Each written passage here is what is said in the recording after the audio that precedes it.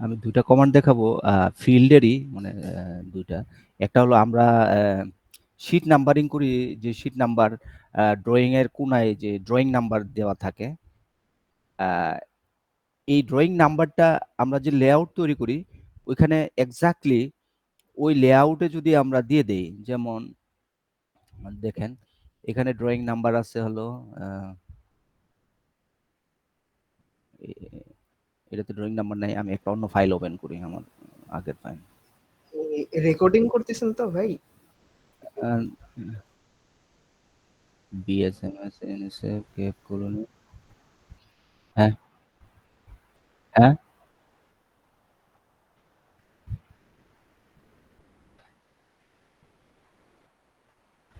আচ্ছা, আচ্ছা। এই ড্রইং নাম্বার দেখেন।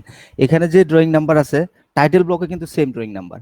তো আমরা যদি পরে ড্রইং নাম্বার চেঞ্জ করতে যাই, আ তখন শুধু এই জায়গাটাই মানে এইখানে লেআউটের এখানে এটা চেঞ্জ করলেই অটোমেটিক্যালি ওই জায়গায় ড্রইং এই কোণায় ড্রইং নাম্বারটাও চেঞ্জ হয়ে যাবে।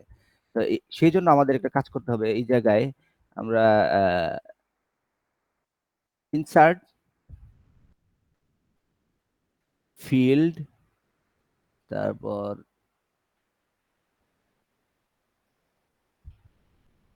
সিস্টেম ভেরিয়েবল দেন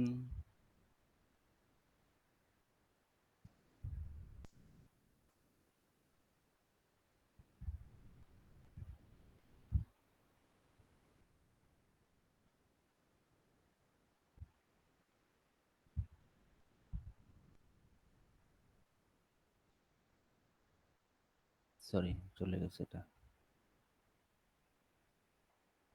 এবিসি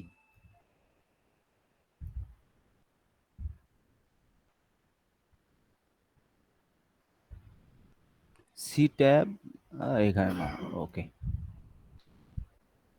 তো এটাকে এটার সমান সাইজ করে নেই।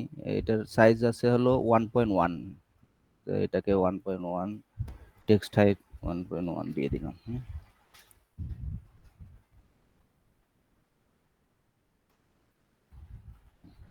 এখন দেখেন এই জায়গায় যদি আমি এটা রিনেম করি,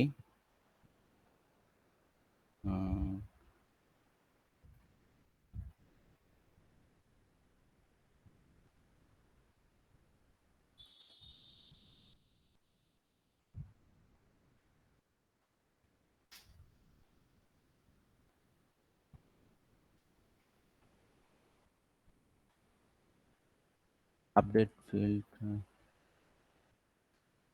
দেখেন রিজিয়ন দিলাম, এটা চেঞ্জ হয়ে গেছে। মানে আমি যেটা বলতে চাচ্ছি আরকি যে এইখানে আমরা জাস্ট এক্সাক্টলি এখানে যে ড্রইং নাম্বারটা আছে ওইটা যদি এখানে দিয়ে দেই তাহলে এটা অটোমেটিক্যালি এই জায়গায় চেঞ্জ হবে ড্রইং এর কোণায়। আমি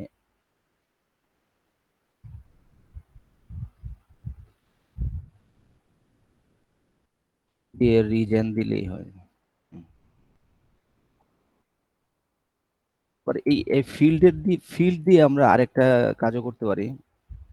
দেখেন রেক্টেঙ্গুলার রাখলাম। আমরা যদি এটার এরিয়া বের করতে যাই তাহলে আবার field command field object select object then area.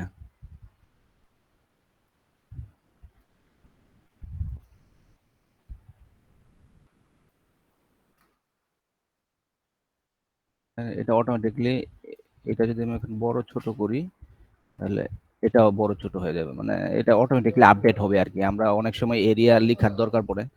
তো এটা আমরা এভাবে ফিল্ড ইনসার্ট এ ফিল্ডে গিয়ে এটা এভাবেও করা যায়।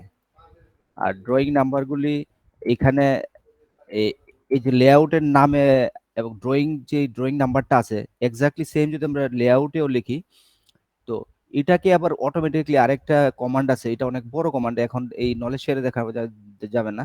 আমি একদিন এটা ট্রেনিং এ দেখাবো। শিট সেট ম্যানেজার আরকি। SSM command. এটা একটু বড়। এটা দেখাবো আমি পরে।